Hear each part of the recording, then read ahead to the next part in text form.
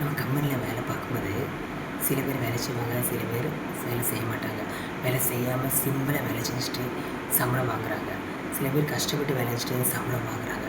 ஆனால் கஷ்டப்பட்டு வேலை செய்கிறாங்கல்ல, அவங்க வந்து என்ன நினைப்பாங்க, அவன் பாரு சும்மா ஓப்பிடிச்சு வேலை செய்கிறான், ஓப்பிடிச்சு வேலை செஞ்சுட்டு சம்பாதிக்கிறாண்டா, வேலை என்ன காசு நிலைக்குமா நிலைக்காத நாம் வந்து புலம்பிட்டு இருப்பாங்க.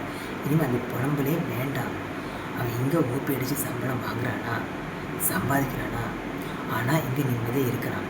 ஆனால் கடவுள் இன்னும் ஒரு இடத்துல அவனுக்கு கஷ்டத்தை தான் கொடுப்பாரு.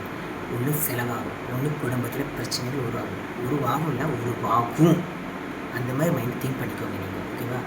அதனால் நீங்கள் கம்பெனியில் நீங்கள் கஷ்டப்பட்டாலும் அவமானப்பட்டாலும் அது இன்னும் யாரால் அவமானப்படுறீங்களோ, யாரால் கஷ்டப்படுத்துகிறாங்களோ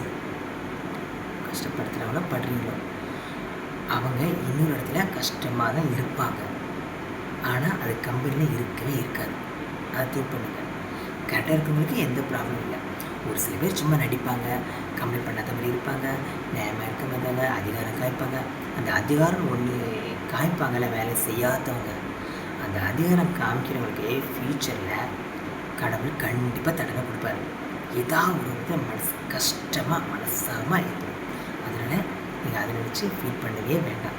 உங்கள் வேலை நீங்கள் பார்த்துட்டு போங்க, கஷ்டப்படுங்க. கொஞ்சம் கஷ்டமாக தான் இருக்கும், ஆனால் அது உங்களுக்கு முன்னேற்றம் அறிவு. கஷ்டப்படாதவங்களுக்கு லைஃப்பில் முன்னேற்றங்கிறது வர்றது. ஃபஸ்ட் லெவல் முன்னேறும், அடுத்த லெவல் டவுன் ஆகும். ஓகேவா? திங்க் பண்ணுங்கள்.